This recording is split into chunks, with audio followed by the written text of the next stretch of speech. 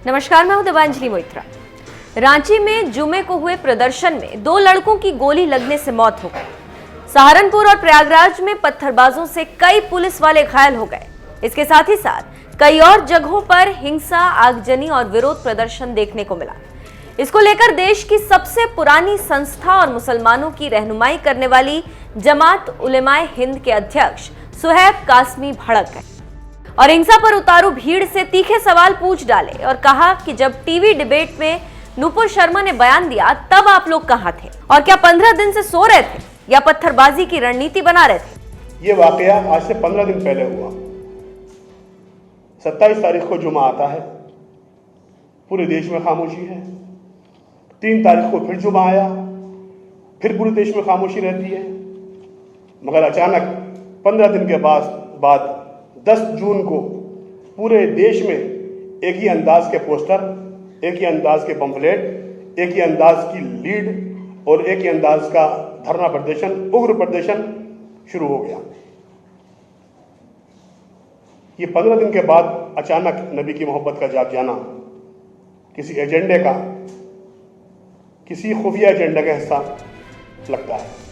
इसके साथ ही साथ कासमी ने अरब मुल्कों को भी आड़े हाथों लेते हुए कहा कि जिनके बल पर आप कूद रहे हैं उन्हीं को आप पहले इजराइल मामले पर खूब पानी पी पी कर गाली दे रहे थे, जो 2 महीने पहले यहूदियों के एजेंट, अमेरिका के गुलाम और मोदी के पिट्ठू थे। लेकिन आज आप उन्हीं के बयान और उन्हीं की कही बातों पर देश में दंगा कर रहे हो।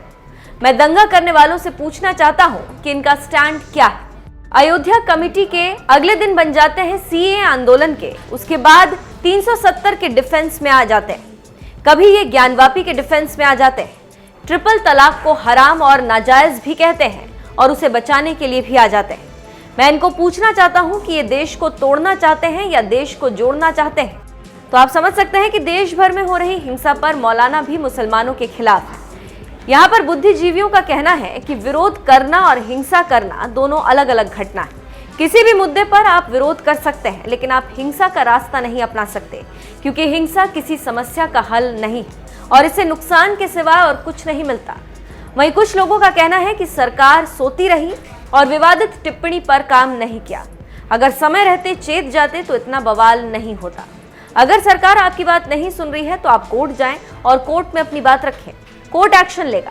लेकिन इस तरह से हिंसा करना ठीक नहीं। जानकारों की माने तो मुसलमानों को भड़काकर राजनीति की जा रही है और इससे मुसलमानों को तो कुछ हासिल नहीं होगा, लेकिन इससे हिंसा पर राजनीति साधने वालों को फायदा होगा। तो आपको समझना होगा कि आपने विरोध दर्ज करा ली और अब आपको संविधान के दायरे में रहकर काम करना चाहिए, ना कि हिंसा का रास्ता अपनाकर काम करना चाहिए। तो अब मुसलमानों को ये बात समझ में आ जानी चाहिए कि हिंसा नहीं, शांति ही सही रास्ता है जिस पर चलकर आगे बढ़ा जा सकता है। देखना होगा कि मुसलमानों को ये बात कब समझ में आती है और कब देश के हालात सही होते हैं। और कई प्रदेशों में उन पर FIR हुई और सरकारें अपना काम कर रही हैं। ये वाकया आज से 15 दिन पहले हुआ। 27 तारीख को जुमा आता है, पूरे देश में खामोशी है। 3 तारीख को फिर जुमा आया, फिर पूरे देश में खामोशी रहती है। मगर अचानक 15 दिन के बाद 10 जून को पूरे देश में एक ही अंदाज के पोस्टर, एक ही अंदाज के पंफलेट, एक ही अंदाज की लीड और एक ही अंदाज का धरना प्रदर्शन, उग्र प्रदर्शन शुरू हो गया। ये 15 दिन के बाद अचानक नबी की मोहब्बत का जाग जाना किसी एजेंडे का, किसी खुफिया एजेंडे का हिस्सा लगता है, क्योंकि नबी से मोहब्बत का तकाजा तो ये था कि आप पहले दिन ही रिएक्शन करते। मगर उन आकाओं ने जो भारत की दुनिया में बढ़ती हुई छवि, संबंध और हमारी सरकार के अरब देशों से और इस्लामिक देशों से ताल्लुकात पर जल भी रहे हैं और गमज़दा भी हैं, अपने एजेंडे के तहत भारत के अंदर जगह जगह दंगे करवाए। उन दंगों को लीड करने के लिए जो तंजीमें उनको भड़का रही थी, मदनी जैसे लोग जो कह रहे थे कि हिंदुओं से देश छोड़ के चले जाओ, मदनी जैसे लोग जो घड़ियाली आंसू बहा रहे थे, ओवैसी जैसे लोग जो सर पे सफेद कपड़ा बांध के घूम रहे थे, वो कानपुर के इमाम जो कह रहे थे कफन बांध के हम निकलेंगे और कफन बांध के हम जो है देश की ईंट से ईंट बजा देंगे, हम गर्दनें काट देंगे और रसूल के गुस्ताखी एक ही सजा, सर तन से जुदा, सर तन से जुदा, वो सारे के सारे गायब हो गए और 20-20 साल के बच्चों को सड़कों पर छोड़ दिया इन्होंने सरकार से लड़ने के लिए, पुलिस से लड़ने के लिए और सिस्टम से लड़ने के लिए। उसका नतीजा क्या हुआ? कई प्रदेशों के अंदर प्रदर्शन हुए, हिंसक प्रदर्शन हुए और सैकड़ों लोगों पर FIR दर्ज हुई और उनकी जवानी जो अब जेलों में कटेगी या केस लग के कटेगी। इसका जिम्मेदार कौन है? इन आंदोलनों को न मदनी ने लीड किया, न उनके चचा ने लीड किया, न ओवैसी ने लीड किया, न जमात इस्लामी ने किया, न जमीयत अहले हदीस ने किया, न मुस्लिम पर्सनल लॉ बोर्ड के वो रहनुमा जो हर मुस्लिम मुद्दे पर रोते हैं, बताते हैं कि मुसलमान मार दिए जाएंगे, काट दिए जाएंगे और मुसलमानों का ईमान खतरे में है। ये तमाम खामोश होकर घरों में बैठ गए। देश की भलाई तो पर्सनल लॉ बोर्ड और मदनी खाए और लाठी और डंडे और गोली आम मुसलमान खाए। अब देश में ये नहीं चलने वाला है। बहुत बहका लिया देश को। नबी की शान में गुस्ताखी हुई है। हमारा देश संविधान से चलने वाला देश है। संविधान ने हमें दायरा दिया है, तरीका बताया है, उस संविधान पे अमल भी हो रहा है। अपनी बात को हम रखें। बताइए, कोई ऐसा दल है जो खुफिया तौर पर रातों को, रात के अंधेरों में हर उस अहम जगह पर जाके बातें करने पहुंचते हैं जहां की ज्यादा जरूरतें होती हैं? ऐसे मुद्दों पर प्राइम मिनिस्टर से, मुख्यमंत्रियों से और जिम्मेदार लोगों सरकार के होम मिनिस्टर से आज तक कोई मिला?